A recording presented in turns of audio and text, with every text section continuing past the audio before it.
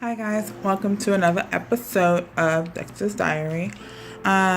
So I have two things that I want to address today, and one of them is the Gucci Mane Keisha Dior situation, and the other is something that I saw not too long ago, where someone posted that if you can write a letter to your ex, what would you say?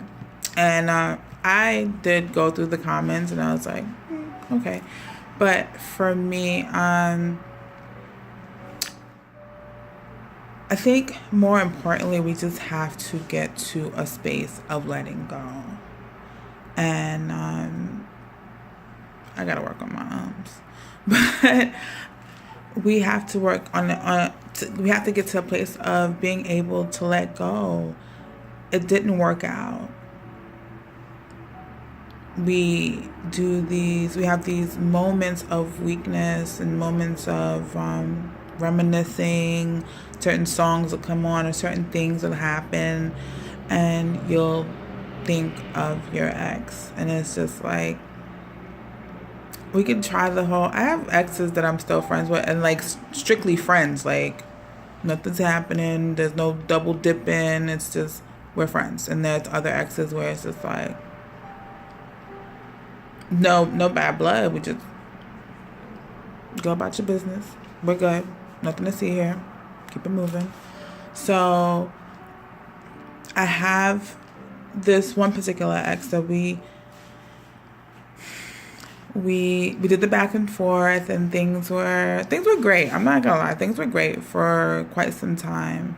There were some not so great situations that he had going on in his life. And it's not to diminish him as a person. I still feel like he's great. I still feel like we did the best we could in the way that we did the best we could with what we knew how to do. There were some surprises. There were some new advancements that occurred. Not to like put his business out in the street, because I'm not gonna do that. And we did the best we could, and we I feel like I sacrificed a lot more because I was coming in with, it's just me. Like, I didn't have any drama. I'm chill. Like, I can come and go as I please, and that wasn't the case for him. It was a bit more restricted with his situation. And after a while, things got convoluted. We kind of got to a standstill, and it was like, all right, so what do we do here? Do I really like live my life based off of your life? And where's the compromise? Are you willing to, is the compromise even a discussion? And there were things that he would be dead set on, like, no, I'm not, this is not happening, this is not happening. I'm like, you cannot place restrictions on me because you already did certain things that I haven't done. Like, that's unfair to me.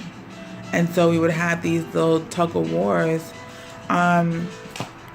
Again, this is nothing against him, and everyone has their things that they're not willing to give in any relationship, but in any friendship, in anything that is more than one person. We have our points that we're just not willing to go over. And eventually it just didn't pan out.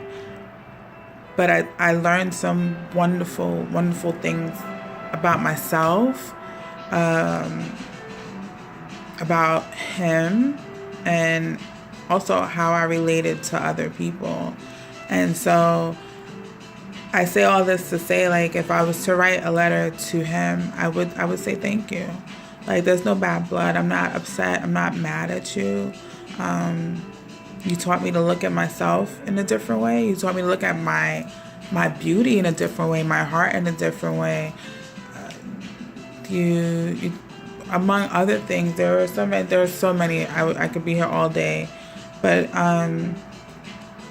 the good was really good. The great was really great. the bad was just too bad to sit and sacrifice myself in that manner. And it just wasn't enough, because I'd be the only one. I would be the main one doing most of the sacrificing.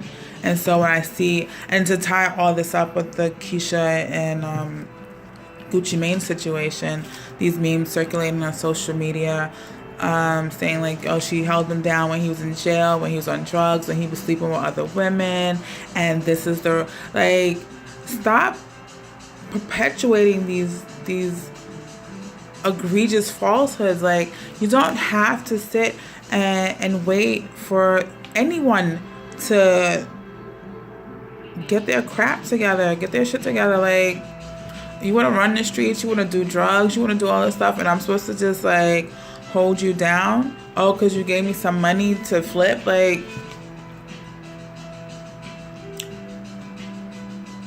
if you decide to do anything for anyone, it should not be about money. It should not be about how much or anything. It should be because you love them and they love you back. But men perpetuate this falsehood, and it's disgusting, because women, how many women are out here doing, and I'm sure there are women out here doing it, like, it's 2017, but how many women are out here doing drugs and sleeping with other men, and their men is at home holding them down? There's not really too many men. I'm sure there are some. There are exceptions to every rule. But how many? There's always, women are always taught to sacrifice way more. Always your mother will tell you that men will be men. No, we have to start holding people accountable. We have to start holding ourselves accountable for the things that we allow in our lives as a whole. We cannot sit and allow people to abuse our love, and then the reward is maybe marriage. I could buy my own ring. Or I could find someone who's legit 10 toes down for me, about me, without him running the streets and doing drugs. And first of all, I don't do drugs, so that's just not gonna happen. We're not doing that. If you want to sleep with other people, then that's your business. But I'm not gonna be around to unlock the door when you get home. And now you want to come and snuggle up on me and you smell like 10 other women. Like, stop perpetuating this lifestyle. It's disgusting and it's debilitating, because then you find after that you've messed her up, and women have their own stuff. I'm not just throwing it on men, but for this particular video, this is what we're talking about. But after you have put her through all this, and then now what? By the time you finish getting yourself together, she's no longer there. She's no longer. So now with all this, then it's like, oh, well, all these women did it, so you can do it too. Look, I'm not finna sit here and go through the struggle for a ring. Like, it's not that serious. When there's plenty of men out here ready to make me happy without one iota of the crap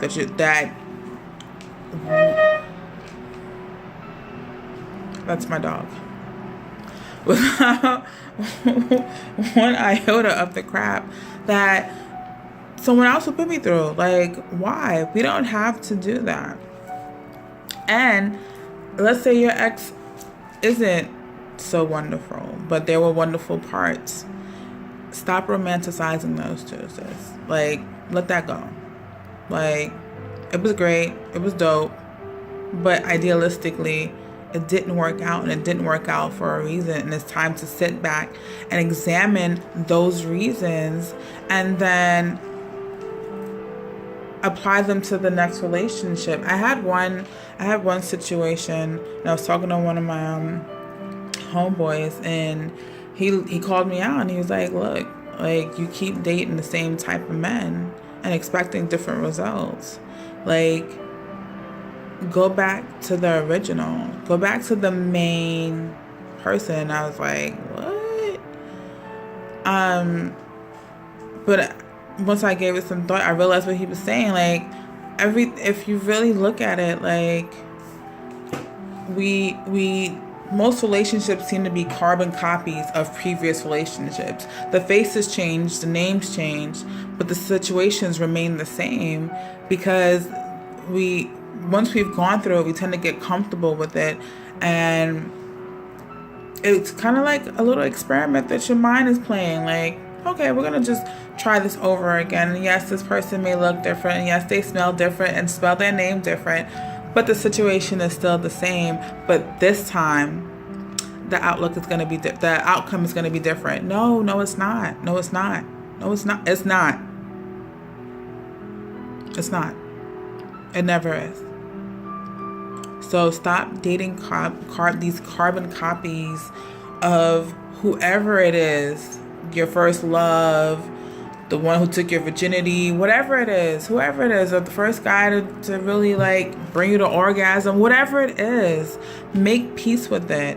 Really evaluate your choices and the men that you choose, your choices and the men that you choose, and find the correlation and why is it easier, or you keep taking the same test so you don't have to cheat, you already know the answers, and no, nothing's gonna change. It's the same thing, the same thing.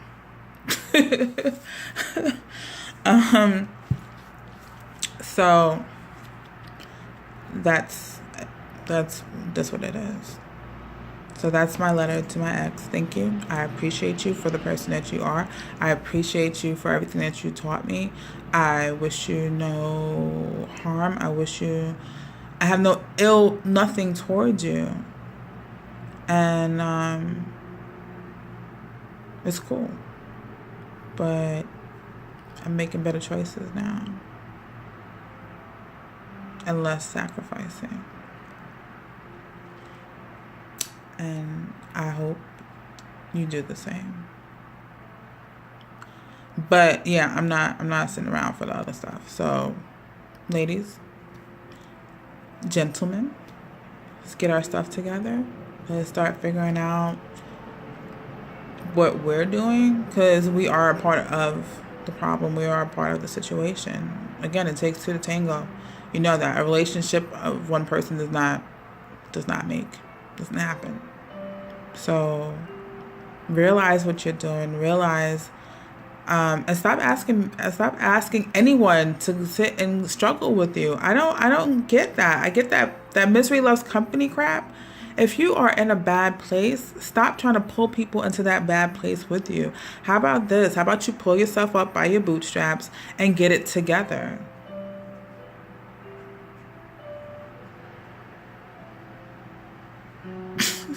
No, for real though.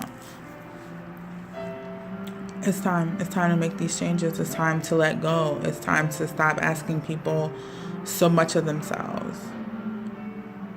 And you're not bringing anything to the table. Until later. Until you feel like, I've gotten it all out my system. I can be who you need me to be now. It's not fair to anyone. It's time to make better decisions, better lifestyle choices, better lives for ourselves, for our future. Like, it's time. So that's my time, guys. I will see you next time. Dexter's Diary. See you later.